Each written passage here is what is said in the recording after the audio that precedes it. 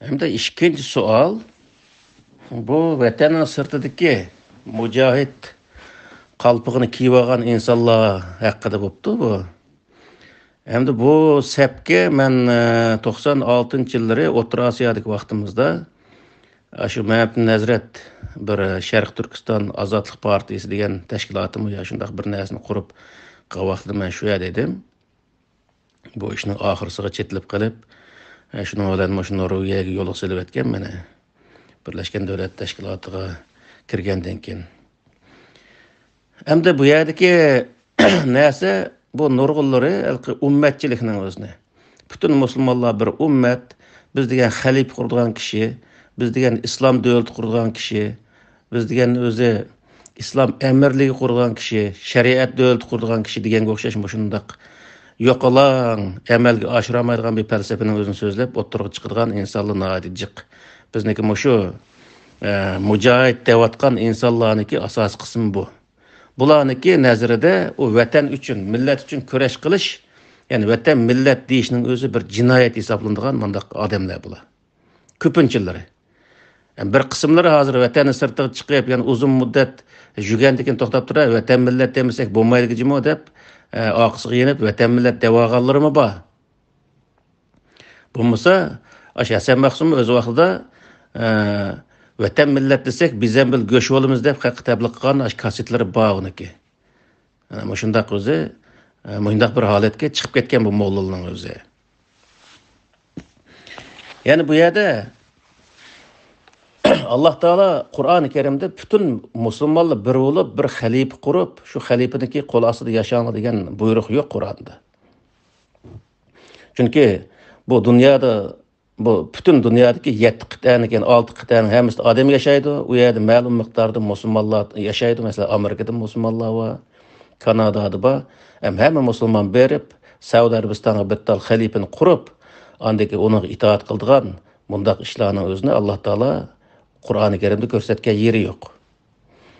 Har yerdagi musulmonlar shu yerdagi sharoit qarta islomni ijro qilish va shu yerdagi jamiyatda yaxshi ishda aktiv bo'lish, bütün insonlarga bilimda, adab, axloqda yaxshi ish, yaxshi muomala, adolat va jasoratlarda ulgu bo'lishning o'zini buyurdi Alloh taolo Qur'onda.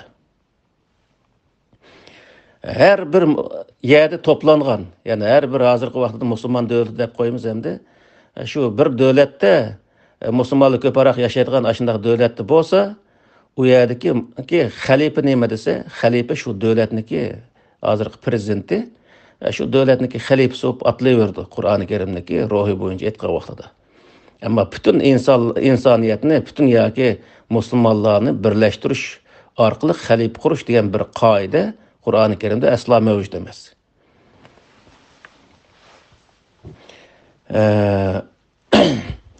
Ondan keyin bu bizniki yana voy deganga o'xshash bu halqi hammasi din sohasida, ya'ni diniy birlikni asos qiladi. Bu hozirgi mujohid degan odamning hammasi diniy birlikni asos qiladi. Qur'oni Karimda Alloh taolo Payg'ambar alayhissalom o'zi Makkadan Madinaga hijrat qilgan vaqtida bergan buyruqlarning hammasi nima desa, diniy birlikni asos qilish emas. Qur'oni Karimning ruhi diniy birlik emas, milliy birlikni asos qiladi Qur'on. Masalan, Payg'ambar alayhissalom Makkadan Madinaga kelgan vaqtida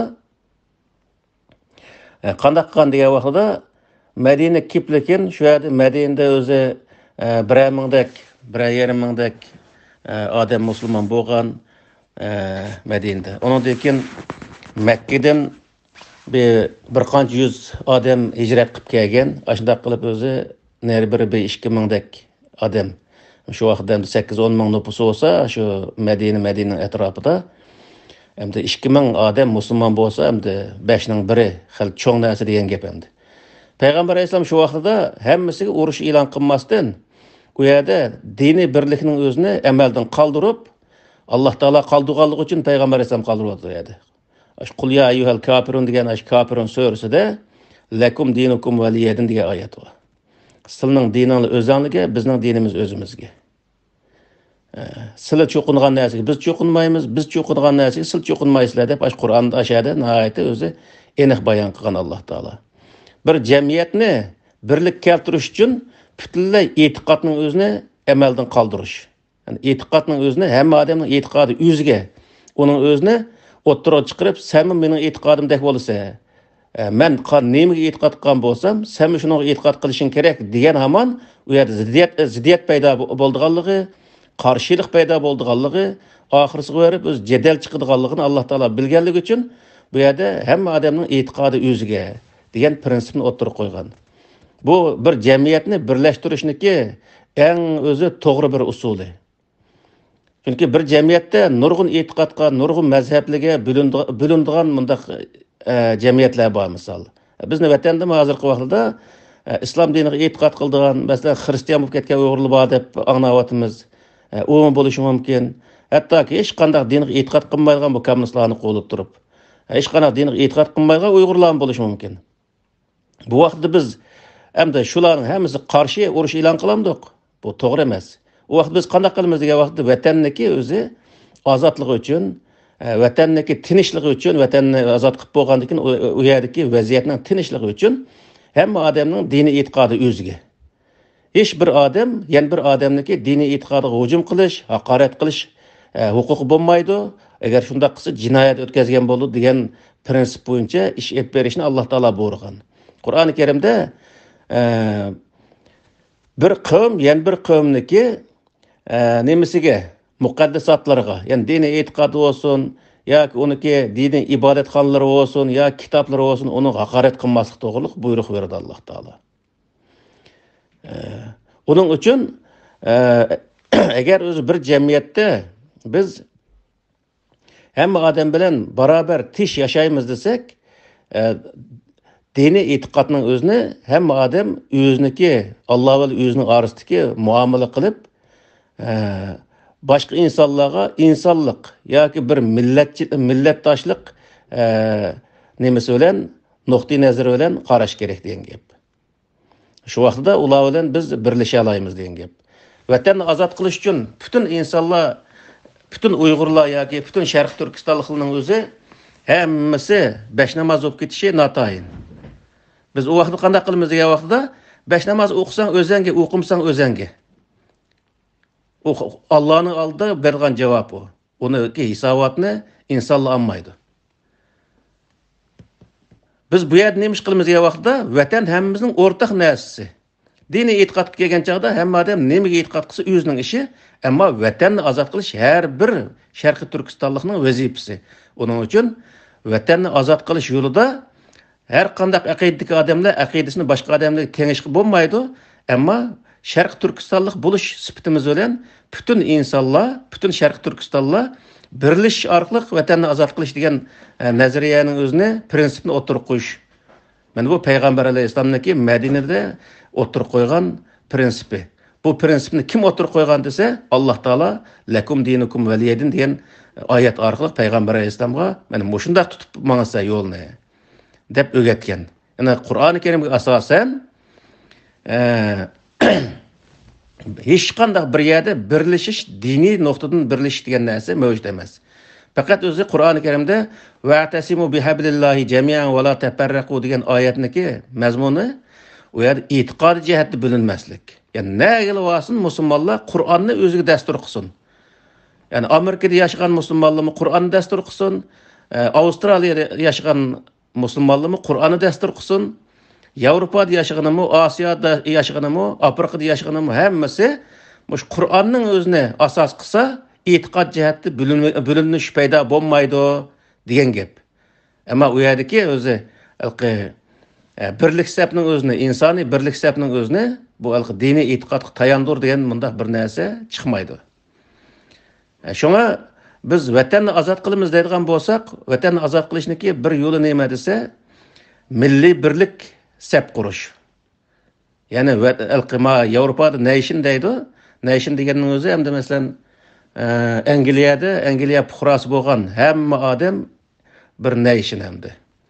Shu Angliya fuqarosi mayli qora bo'lsin, oq bo'lsin, seriq bo'lsin, qaysi tilda bo'lishini qat'iy nazar, hammasi mush Angliyaning fuqarosi, Angliya millati deb qo'ysakmi, xuddi shunga o'xshash Sharq Turkistonda yerlik millat degan bir millat bor. Uyg'ur, qozoq, qirg'iz, Özbek, aşu, hatta Mongol'dan tatip, aşlar hemmisi birlik sep kuruş arqılıq ortaq düşmanı olan Xitay qarşı köreş qilish bu o'zi Allah ko'rsatgan yo'l degan gap. Mushundaq birlashish bu nihoyatda o'zi Qur'oni Karim ko'rsatgan bir yo'l. Bu yo'l nihoyat to'g'ri bir yo'l bu. Ammo u yerda musulmonlar birlashimiz, g'ayrimusulmonlarning o'zini o'tirimiz, iymoni nima? İmandan yenib olganini o'tirimiz, musulmon bo'lmaganini o'tirimiz. Oniki meli halal, xotin ballari halal, qani halal deydigan mundaq odamlarga ergishish bizga o'zi hech bir zaman nijotlikni va vatanni ozod qilishdan iborat bu g'albini nima qilmaydi bizga, keltirmaydi. Tarixdan bu yan keltirmagan. Bu xato narsaniki oqisiga ergashkili bizga bir 10 yil, 20 yil olmadi, yüzlerce yil oldu. Yüzlerce yıldan birisi biz şu mağlubiyetini baştan ötküzüşümüz, şu hata yolunu qayta tekrarlaganlığımızdan boldu. Şunun için bu yolunu tamamen taşlaşımız lazım. Eğer biz vatanını azat kılımız desek. O adamlar mı, o halifçiler ondaq oңай özü o vatanını azat kılamaydı ondaq yalğız nim qilish bilan. Ya olmaydı o Müslüman memleketlerden yardım eliş bilan hiç qadar vatanını azat kılamaydı. Çünkü o Müslüman memleketlerdə mi kuch taptayliq. Şunun için biz hazırki nurgulgan fursatlar var, mesela insanlar Avrupa G'arb davlatlaridagi bo'layotgan ishlar, masalan, bu bizga kelgan bir fursat, shunday fursatlarni o'zimizga foydalanadigan bir sharoit deb bilishimiz lozim. Agar o'zi hozir siyosat qilyotdi, hamda nurgulgan o'zi insonlar buni ba'zi vaqt umidsizlikka qaraydi. İnşallah bir gün kelsa, qo'limizga tümötezekni elib, mağdigan bir kunlarmi kelar. Bular agar şununga hazırlaymiz deb qilib qolsa, 50-60 yaş kirdik demaymiz inşallah. Şu sebki qatlab vatanning tog' daryolarida o'lib ketsak, rozi bo'lamiz. Ammo bu yerdagi nuqtaliq narsa birlik sep, milliy birlik sepning ustiga qurilish lozim.